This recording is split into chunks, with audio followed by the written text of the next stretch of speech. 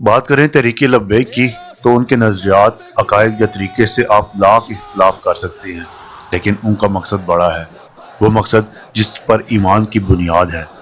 अगर आज मसलत पसंदी में वो मकसद फोत हो गया, पीछे रह गया और हमने मुखालफत बराए मुखालफत ही की, तो कल कब्र में अगर आका करीम सल्लल्लाहु तआला अलैहि वसल्लम ने रुख अंदर फेर लिया तो हम क्या करेंगे?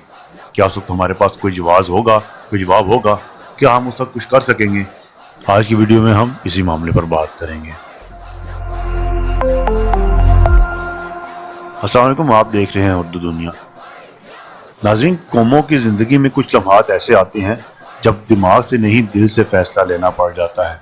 जब बात गैरत ईमानी पर आ जाए, जब बात उखरवी ज़िंदगी की हो, जब बात इश्क की हो, मोहब्बत की हो, तो उसूल बदल जाया करते हैं, कवानीन पीछे रह जाया करते हैं, बात उमूम से निकलकर खुसूस हो जाती है।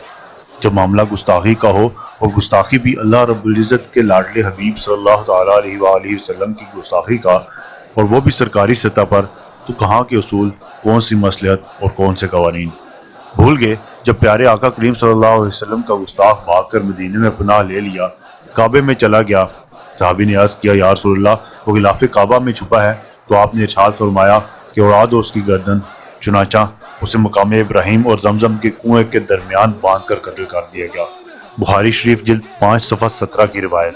जब मामला प्यारे आका करीम सल्लल्लाहु अलैहि वसल्लम की नामूस का हो, तो फिर प्यारे आका का इस दुनिया से पर्दा हुआ तो हर मुसलमान, हर सहाबी गम में था। ऐसे हालात में जब लईन मुस्लिमा कज़्ज़ाब ने दावा नबूवत कर दिया, तो अबू बकर सिद्दीक़ रज़ियल्लाहु तआला अन्हु ने हुक्म दिया कि लश्कर तैयार करो, हम यमामा पर चढ़ाई करेंगे। उस वक्त हम जैसे होते तो कहते कि अमीरुल मोमिनीन वो 80,000, हम 16,000, हमारे आज के हालात और फ्रांस के मुआवजे की निस्बत बहुत ताकतवर। पर आफरीन हो आका के जानसारों पर। बदरी साहबा को भी हुक्म जारी हुआ कि शिरकत करें। और जंग क्यों थी? न ज़मीन पर कब्जा किया गया था, ना किसी का कत्ल, ना इलाका फतह करना था, ना कुछ और। फिर भी यारे गार का फरमान जारी हुआ कि मदीने में कोई मर्द बाकी ना रहे, चाहे सब शहीद हो जाएं और बकर को जंगल के दरिंदे घसीट कर ले जाएं। फिर क्या हुआ? ऐसा बदला लिया गया कि 36,000 को काट कर रख दिया गया। प्यारे आका करीम सल्लल्लाहु तआला अलैहि वसल्लम के 1400 जानसारों ने अपनी जानों के नजराने दिए, 700 हुफाज शहीद हुए। क्यों? आका की नामूस का मामला था।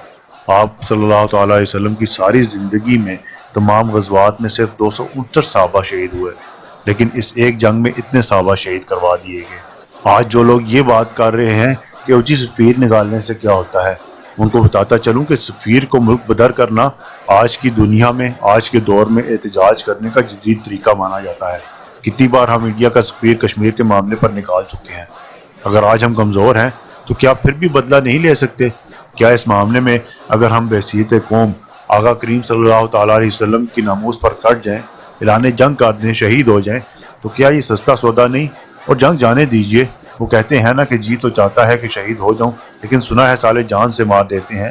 तो क्या हम सरकारी तौर पर उन्हें उन्हीं की जुबान में जवाब नहीं दे सकते कि सफीर निकालने के बजाय हम मईशत की फिक्र कर रहे?